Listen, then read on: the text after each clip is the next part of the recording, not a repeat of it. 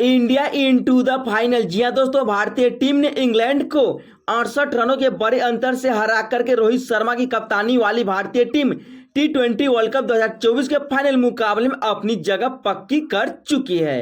अब भारत और south Africa के बीच T20 वर्ल्ड कप 2024 का फाइनल मुकाबला कल रात के 8 बजे से खेला जाएगा। क्या भारतीय टीम साल 2007 की तरह T20 वर्ल्ड कप का खिताब इस बार अपने नाम कर सकती है? जी हाँ दोस्तों, भारतीय टीम आखिरी बार और पहली बार T20 वर्ल्ड कप का खिताब 2007 में अपने नाम किया था।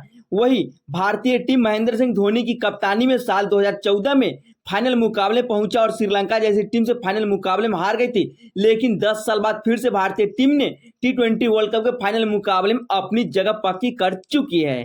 साउथ अफ्रीका की टीम ने अफगानिस्तान को हरा करके फाइनल मुकाबले में पहुंचा तो रोहित शर्मा की कप्तानी वाली भारतीय टीम ने इंग्लैंड से 10 नवंबर 2022 का बदला लिया और फाइनल मुकाबले में अपनी जगह पक्की की। वैसे तो भारतीय टीम इस मुकाबले में टॉस हार करके पहले बल्लेबाजी करते हुए निर्धारित 20 ओवर खेल में 7 विकेट खोकर के 171 रनों का स्कोर बनाया, जिसके जवाब में इंग्लैंड के कप्तान जोस बटलर ने ताबड़तोड़ अंदाज में पारी की शुरुआत करते हुए नजर आए। लेकिन जैसे ही अक्सर आए वैसे ही अक्षर पटेल इस महामुकाबले में इंग्लैंड के सामने छा गए। उसके बाद बीच के ओवर्स में कुलदीप यादव आए और अपने जलवे दिखाते हुए नजर आए। कुलदीप यादव, अक्षर पटेल और जसप्रीत बुमराह के तूफान में अंग्रेज के सभी बल्लेबाज इस मुकाबले पूरी तरह से बिखरती हुई नजर आई। इस मुकाबले भारतीय टीम की ओर से कप्तान ने खेली कप्तानी पारी। सूर्य कुमार यादव ने 47 रनों का अहम योगदान दिया, लेकिन इंग्लैंड की ओर से कोई बल्लेबाज ऐसा नहीं रहा जो इस मुकाबले 12 पारी खेल सके और भारतीय टीम को इस मुकाबले टक्कर दे सके। यानी भारतीय गेंदबाजों के तूफान में उड़ गया पूरी इंग्लैंड की टीम। जी हाँ दोस्तों, आखिरकार भारतीय टीम इस सेमीफाइनल मुकाबले को कैसे जीता, 68 रनों के बड़े अंतर। चलिए एक नजर शुरू से डालते हैं।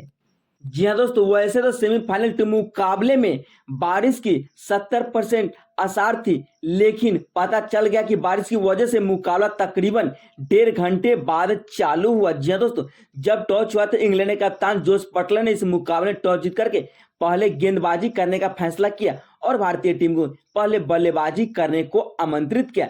बल्लेबाजी करने उतरी भारतीय टीम की शुरुआत बेहद ही खराब रही। जी हाँ दोस्तों, जिस अंदाज में हर मुकाबले रोहित और कोहली ओपनिंग की शुरुआत करने आते, उसी अंदाज में फिर से यही दोनों बल्लेबाज ओपनिंग की शुरुआत करने आए। लेकिन भारतीय टीम के स्टार बल्लेबाज किंग कोहली इस मुकाबले में फिर से फ्लॉप नजर आए। जी हाँ दोस्तों, क्रिस जॉर्डन की गेंद पर छक्का लगाया, अगली ही गेंद पर छक्का लगाने के दौरान सीधा साफ बोल्ट हो गए। इस तरह से भारतीय टीम को बहुत ही बड़ा तगड़ा झटका लगा किंग कोहली के रूप में। उसके बाद कप्तान ने मोर्चा संभाला, लेकिन दूसरी छोर से पंत भी इस मुकाबले पूरी तरह से फ्लॉप नजर आए। लेकिन चौथे नंबर पर बल्लेबाजी करने आए सूर्य कुमार यादव ने इस मुकाबले में कप्तान के साथ एक अहम साझेदारी की। सूर्या और रोहित के बीच 50 गेंदों में 73 रनों की एक धमाकेदार साझेदारी। इस साझेदारी के दम पे भारतीय टीम मुकाबले में बनी रही। लेकिन जब दोनों बल्लेबाज सेट हो गए तो भारतीय टीम का स्कोर 8 ओवर में 65 था। तब इस मुकाबले में फिर से दोबारा बारिश आती और खेल तकरीबन फिर से 1.5 घंटे तक रुकते हुए नजर आते। फिर से दोनों बल्लेबाज आते हैं और आने के बाद 1-2 ओवर पिच की मिजाज को समझते हुए नजर आते हैं। उसके बाद कप्तान रोहित शर्मा का बल्ला इस मुकाबले में हल्ला बोलते हुए नजर आए इंग्लैंड के स्पिनर गेंदबाजों के सामने।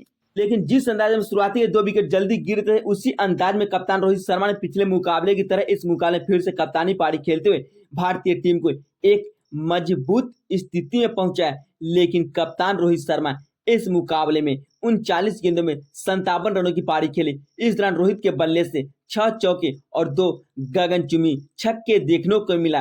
रोहित के आउट होने के बाद सूर्या ने भी इस मुकाबले में तबाही मचाते हुए नजर आए। 36 गेंदों में 47 रनों की अहम योगदान दिया। लेकिन जब ये दोनों बल्लेबाज खेल रहे थे तो ऐसा लग रहा था कि भारतीय टीम तकरीबन 200 भी पार कर सकती है, लेकिन ऐसा देखने को नहीं मिल पाया इस मुकाबले। जैसे कप्तान के बाद सूर्य कुमार यादव ने इस मुकाबले अपने 50 से चूके और आउट हो गए, उसके बाद भारतीय टीम का स्कोर थोड़ा धीमा हुआ। लेकिन उसके बाद हार्दिक पांड्या आते इस मुकाबले में छा गए। हार्दिक पांड्या के 23 गेंदों में 23 रनों की पारी, रविंद्र जडेजा की 17 रनों की पारी और अक्षर पटेल के आखिर में 10 रनों की आक्रामक पारी के दम पे भारतीय टीम इस मुकाबले में 7 विकेट खो करके 20 ओवर की खेल में 171 रनों का स्कोर बनाया, जहां पे हार्दिक की धमाकेदार बल्लेबाजी देखने को मिला और 172 रन का टारगेट मिला इंग्लैंड को जीतने के लिए इस महामुकाबले में। लेकिन भारतीय गेंदबाजों के सामने इंग्लैंड के बल्लेबाज इस मुकाबले में चारों खाने चीत हो गए शुरुआती की ओवर से। जैसे इस मुकाबले स्पिनर गेंदबाज अक्सर आते हैं, वैसे ही विकेट लेकर के चले जाते पहले ही गेंद पर। जी हां दोस्तों, कप्तान जोस बटलर के रूप में उसके बाद बुमराह ने अगले ही ओवर में ओपनर बल्लेबाज फिलिप सॉल्ट को चलता किया। लेकिन अक्षर पटेल ने इस मुकाबले में लगातार 3 ओवर गेंदबाजी की और तीनों ओवर में एक एक विकेट निकाल करके भारतीय टीम को दिया, जिससे भारतीय टीम की स्थिति और मजबूत हो गई। उसके बाद बुमराह ने भी हावी होना शुरू कर दिया, लेकिन जैसे ही बीच की ओवर में स्पिनर गेंदबाज कुलदीप यादव और रविंद्र जडेजा आए, वैसे ही कुलदीप यादव आते इस मुकाबले में अपने गुगली के दम पे छा गए। इंग्लैंड की ओर से इस मुकाबले में कोई बल्लेबाज 30 का स्कोर तक भी नहीं पहुंच पाया। कप्तान बटलर ने इस मुकाबले में 15 गेंदों में 23 रनों की पारी खेली, 4 चौके के सहारे।